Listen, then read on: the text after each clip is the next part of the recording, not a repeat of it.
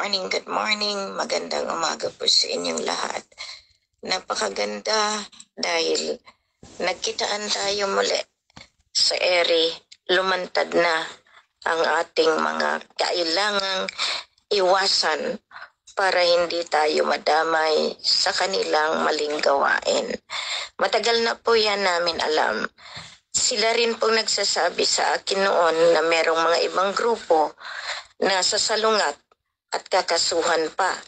Hindi nila alam na nakamonitor na tayo. So lahat iyan, pinapasasalamatan ko pa rin na mas mainam na lumabas na kasi sila rin ang nagharang ng pagpapalabas ng grasya. Ngayon, ako'y nagpapasalamat kung lahat kayo na gustong sumama sa kanila, umalis na kayo. Kasi ang sa akin, hindi ko na kayo pipigilan.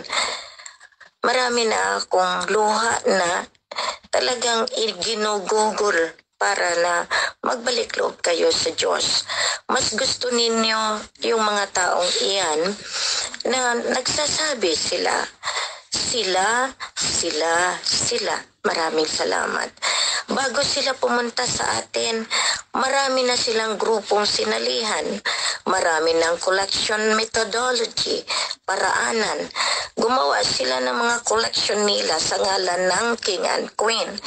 Pero dati na sila nasa TVM, sa BBMI, doon sa mga deuterium, doon na sila.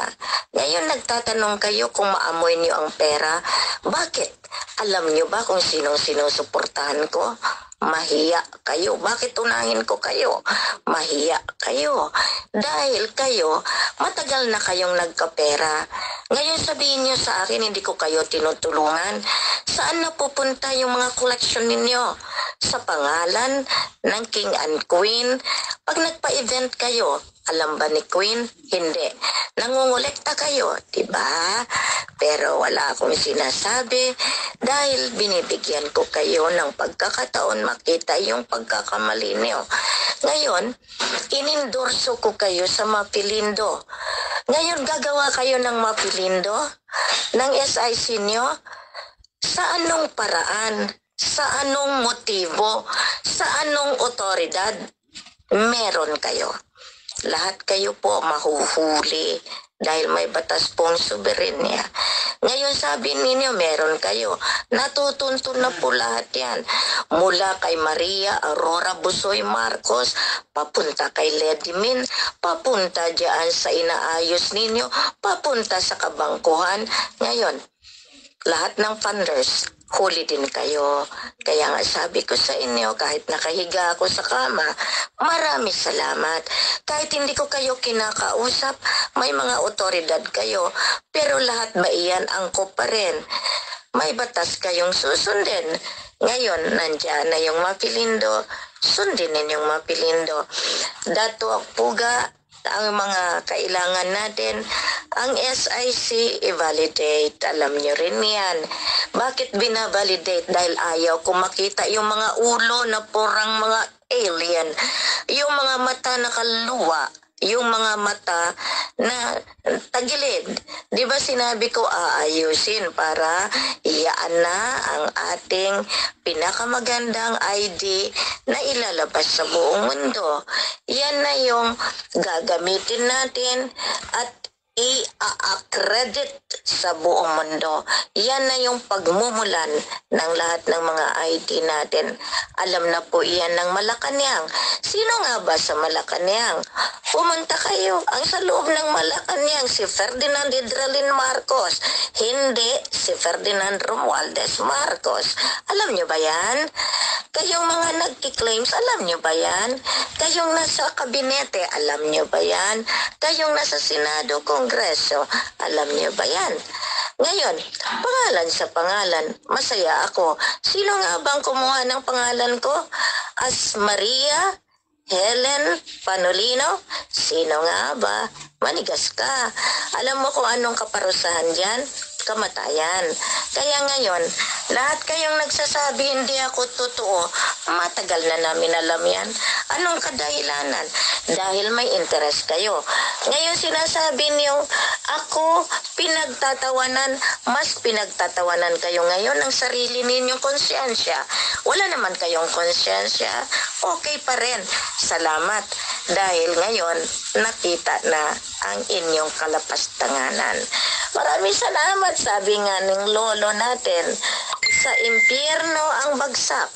Pero yaan, babagsak pa rin kayo sa lahat ng gawa ninyo dahil ito, inaakusahan ko kayo? Hindi, kayo mismo ang nagparatang sa akin. At nakikita naman dyan sa mga mukha ninyo. Tayo ba ay magkasama? Kayo ba ay kasama? O hindi? Pero kung kasama ko kayo, hindi nyo gawin yan. Kasi kung mahal nyo ako, hindi nyo ako ipahiya. Kung talagang kayo ay nasa akin, hindi nyo talikuran ang katotohanan. Pero, since na wala kayong tiwala, doon na lang kayo.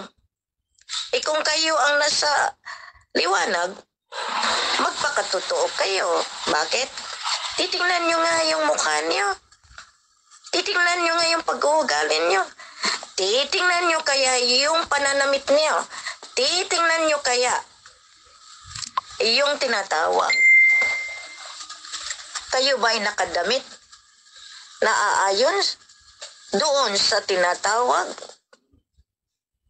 na kaliwanagan? Hindi ako ang huhusga. Sabi nga niya, magkinig ang may pandinig. Ang hindi niya naman alam, ang kanyang boss ay si Maria Busoy Marcos, Aka Marilyn Ramos, lahat ng inuutusan, lahat ng may pandinig, lahat ng nakikinig.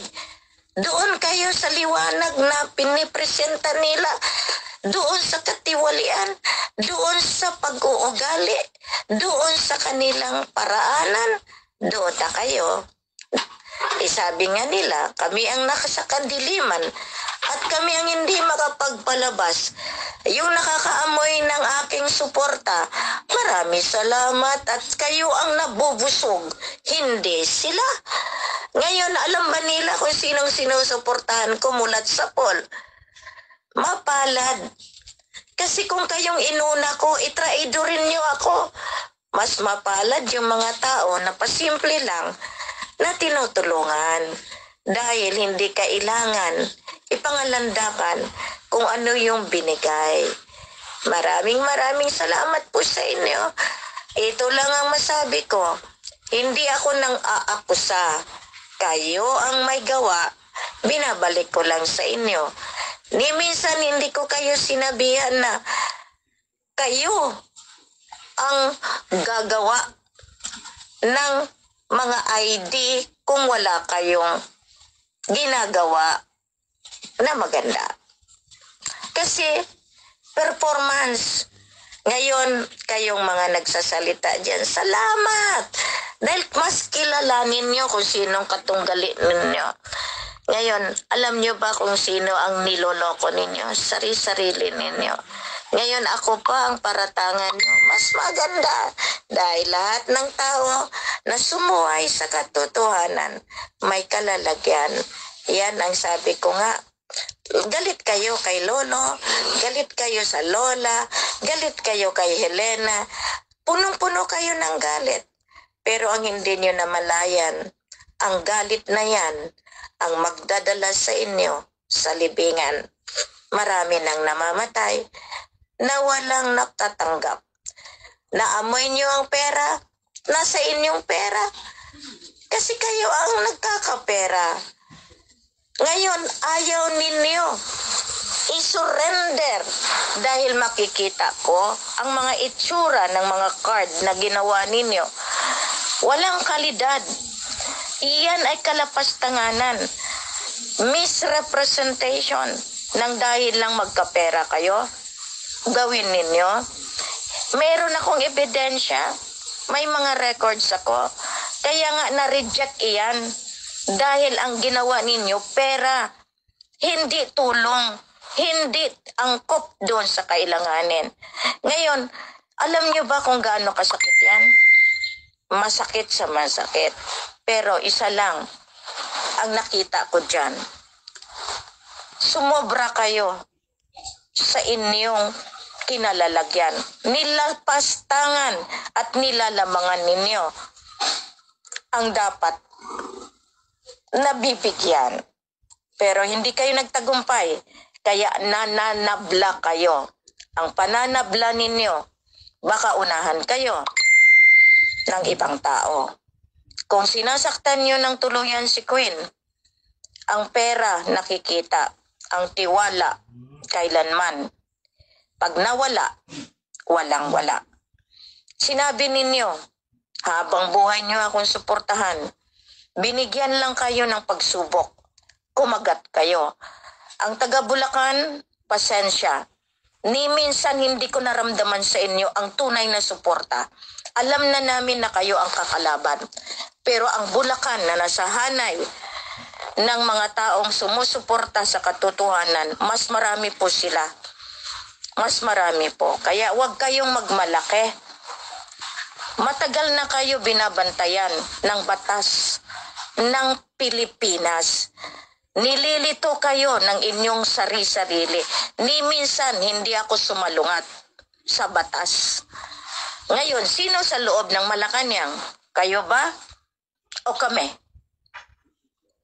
Yan ang tanong. Sagutin ninyo. Sino sa loob ng Central Bank? Kayo ba o kami? Mag-isip kayo. Maraming salamat. Masalam.